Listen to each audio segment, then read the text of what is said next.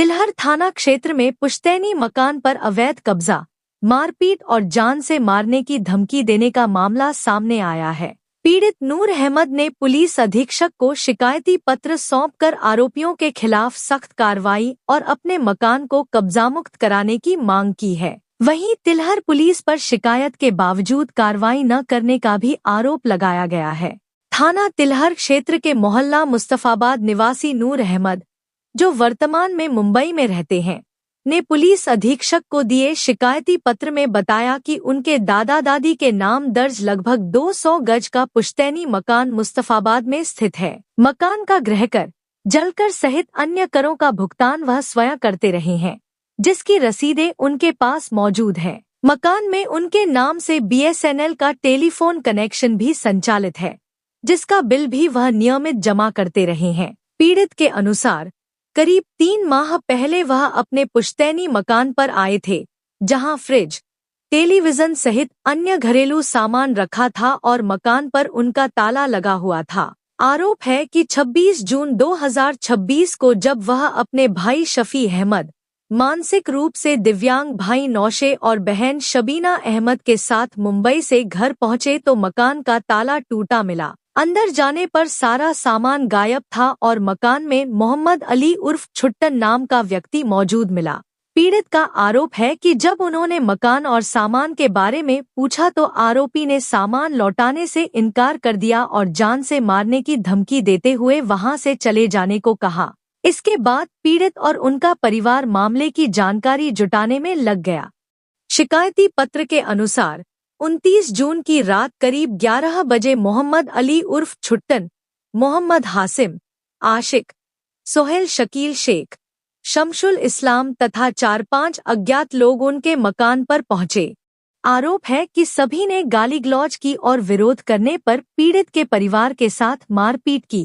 पीड़ित ने आरोप लगाया कि उनकी बहन शबीना अहमद का गला दबाकर जान से मारने की कोशिश की गई, जबकि मानसिक रूप से दिव्यांग भाई नौशे के सिर पर तमंचा तानकर उन्हें भी बुरी तरह पीटा गया। शोर शराबा सुनकर पहुंचे स्थानीय लोगों ने बीच बचाव कराया।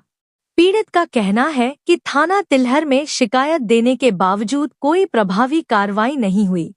उन्होंने पुलिस पर दबाव में काम करने की आशंका जताते हुए पुलिस अधीक्षक से मामले की निष्पक्ष जांच, पुश्तैनी मकान को कब्जामुक्त कराने तथा आरोपियों के विरुद्ध कठोर कानूनी कार्रवाई की मांग की है। फिलहाल पुलिस मामले की जांच में जुटी है। क्या आप कौन है?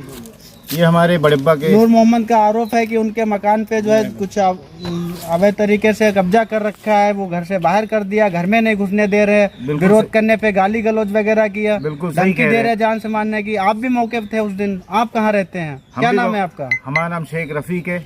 आप कहाँ के रहने वाले हैं? हम भी मुंबई के रहने नूर वाले हैं। मोहम्मद के आप कौन है? ये हमारे बड़ब्बा के लड़के हैं। हम सब एक ही जिस दिन की परिवार के। घटना है तो उस दिन आप मौके पर थे? जी नहीं, उस दिन हम नहीं थे। हम यहाँ पे 2 तारीख को आए हैं। हम 2 तारीख को जब आए, सीधा आते ही अपने घर पे गए। दरवाज़ा खटखटाया हमने, हमें एहसास हुआ कि अंदर कोई है, लेकिन दरवाज़ा नहीं खोला। ऊपर कैमरा भी लगा था। हमने बाकायदा कहा ये बात कि हमारे घर में हमारी ही एंट्री नहीं होगी, दरवाज़ा खोलो। दरवाज़ा नहीं खोल रहे थे। ये बहुत देर तक बैठे रहे। फिर जो मोहम्मद अली करके है, जो छुट्टन करके हैं, वो आए सामने से, और सामने से आके कहने लगे, बबलू भाई, हमें यहाँ पे बबलू भाई से भी बुलाया जाता है। जी जी। उन्हें ये कहा, बबलू भाई बैठ के बात करेंगे। हम बोले बैठ के क्या बात करेंगे, पहले मैं अपने घर में जाऊँगा। तो बोले नहीं, आप बैठ के बात करते। फिर बैठ के बात करते तो हमने बार बार ये पूछा कि मैं अपने घर में नहीं जा सकता हूँ। तो बोले आप जरूर जाओगे, लेकिन बैठ के बात करेंगे। जब बैठ के बात करने वाली बात करी उनने, तो उनके बड़े भाई भी आए थे, तो उनसे मैंने बात करी। उनसे बात करी तो आज एक नई बात सुनाई दी। कहने लगे कि इसमें हमारे दादा का नाम है। हम बोले हम यहाँ पे 30-35 साल से आ रहे, आज तक तो कभी नहीं बताया आपने कि हमारे दादा का नाम है। तो वो कहने लगे कि आप पुरावे बताइए। तो हमने कहा बिल्कुल सही, सबसे पहले पुरावे हम बताएंगे अभी, फिर आप बताना बाद में। इसमें हमारी दादी का नाम है। तो आपके दादी के नाम से मकान है, अवैध तरीके से कब्जा किसने कर रखा है? ये मोहम्मद अली, जिसका नाम छुट्टन है। तो थाने पर भी आपने प्रार्थना पत्र दिया, तो उसमें अभी तक क्या कार्रवाई? थाना में हमने जरूर प्रार्थना पत्र दिया है, लेकिन उनने शायद कहीं ऊपर से कुछ सोर्स लगाया हुआ है, जो हमारा FIR नहीं लिया जा रहा वहाँ पे। हम चार दिन से परेशान है। 2 तारीख, आज क्या तारीख है? 5-6 तारीख है, 4 तारीख है। हम 3 दिन से परेशान है यहाँ पे। ये लोग कम से कम हफ्ता 10 दिन से आए हुए हैं, FIR नहीं लिया जा रहा। क्योंकि कोई सोच लगाया इनने। तो आपकी क्या मांग है उत्तर प्रदेश शासन प्रशासन से? भाई मांग ये है, जिसका हक है उसका हक दिलाए। तो आप जानते हैं क्या? हाँ मैं जानता तो हूँ। इनके मकान पे अवैध कब्जा कर रखा है कुछ लोगों ने, और हाँ, वो इनके गाली मकान- गलौज मारपीट वगैरह भी हाँ, की सुना है है। मैंने। क्या आपके संज्ञान में ऐसा मामला आया हाँ है? मैंने ये सुना। घटना सही है क्या? हाँ इनके मकान पे इन्हें घुसने नहीं दिया जाता है। और इनका मकान, आपका क्या नाम है? मेरा नाम अफजल हुसैन है। यहीं के रहने वाले हो? कौन सा मोहल्ला है ये? नितगंजा थाना आपका? थिलर। नूर मोहम्मद को जानते हैं आप? जी जानता हूँ। किस तरीके, ये पूरा मामला बताइए, किसका मकान है और किसने मकान कब्जा कर इनका लिया? है, ये बम्बई में रहते हैं। मकान नाम बताइए किसका है? मकान ये इनका है और ये कई भाई हैं। इनका कई भाइयों का है। अवैध जो है कब्जा किसने कर रखा है? वो इन्हीं के कोई आपस के ही है। इनके दूर के रिलेशन में हुए हैं या सगे में हुए हैं, लेकिन तो हैं ये कोई। किस किस्म के लोग हैं, कैसे लोग हैं जिन्होंने कब्जा किया है? ऐसे लोग हैं कब्जा, क्या मालूम किस मतलब तरीके से सीधे किया। साधे लोग हैं या दबंग हैं, कैसे हैं ये? वो सीधे साधे भी लोग नहीं हैं ना, वही बहुत दबंग है, लेकिन वो अपने कौन से तरीके से करा मुझे नहीं पता है। क्या क्या प्रक्रिया घुमाई है अवैध ना। कब्जा महोदय को जो प्रार्थना पत्र दिया है, क्या आपकी समस्या और आपकी क्या मांगे हैं? मेरी मांग ये है कि मेरे पुरखों की जगह है। सबसे पहले अपना नाम बताइए। मेरा नाम है नूर अहमद, मैं बॉम्बे में रहता हूँ, पैदाइशी बॉम्बे की है, और हर 2-3 महीने में इधर आता हूँ और ये देखता हूँ कि मेरे दादी दादा का मकान जो है वो सही ठीक ठाक है कि नहीं। अगर कुछ भी मरम्मत की ज़रूरत पड़ती है, मिसाल के तौर पे ड्रेनेज है, प्लम्बिंग है, तो कड़िया का कुछ काम है, समझे कि नहीं, तो वो मैं करवा के जाता हूँ। अभी आने के पहले मैंने 15-20 दिन पहले फ़ोन किया जो सर्वेंट काम करता है कि भाई मैं 50-60 बोरी सीमेंट बेच रहा हूँ, समझे कि नहीं, सामने जो मरम्मत देखिए, करने इधर के सामने लिए देखिए, आप इधर सामने देखिए। देखिए 50-60 बोरी बेच रहा हूँ मरम्मत के लिए। फोन। तो बोले नहीं आप इससे बात कीजिए, मैं उससे बात कीजिए। मैं बोला मैं क्यों किसी से बात करूं, मेरे घर की मैं मरम्मत करना है तो मैं किसी और से बात क्यों करूं, और मुझे किसी से परमिशन लेने की ज़रूरत नहीं है। फोन लगाया। और जो भाई लोगों की जो बात है वो तो चाहेंगे कि भाई ये चीज़ अच्छी कंडीशन में रहे, समझेंगे नहीं, तो इसके लिए उसका रिपेयरिंग टाइम टू टाइम जो होना है वो होना है। फोन लगवाया। और जब मैं इधर आया तो आपने विरोध किया जिसका, तो आपके साथ कुछ अशब्द भाषा में भी बात की गई आरोपियों द्वारा। मैंने जब मैं आया बातचीत की मैंने, फिर मैंने बोला भाई यहाँ घर में बहुत गर्म हो रहा है, मैं एक एसी का ऑर्डर कर देता हूँ जो कि घर में सबको गर्मी के मौसम में एसी में ज़रा सहूलियत होगी। पहले तो उन्हें बोला हाँ इधर लगाइए, उधर कनेक्शन लीजिए, इधर से लगाइए, इधर लगाइए, वगैरह वगैरह, समझे कि नहीं। तो बोले ठीक है, तो मैंने ऑर्डर दे दिया, पेमेंट कर दिया। वो दूसरे दिन एसी वाला एसी लगाने को आया। वो तो सब कुछ ठीक है, लेकिन आपका जो विरोध, उन्होंने इस बात की जो है नाराजगी जताते हुए जो गाली गलौज किया, जो जान से मारने की धमकी वगैरह दी है, क्यों ऐसा किया? जैसे एसी वाला आया उसको मार मूर के भगा दिया।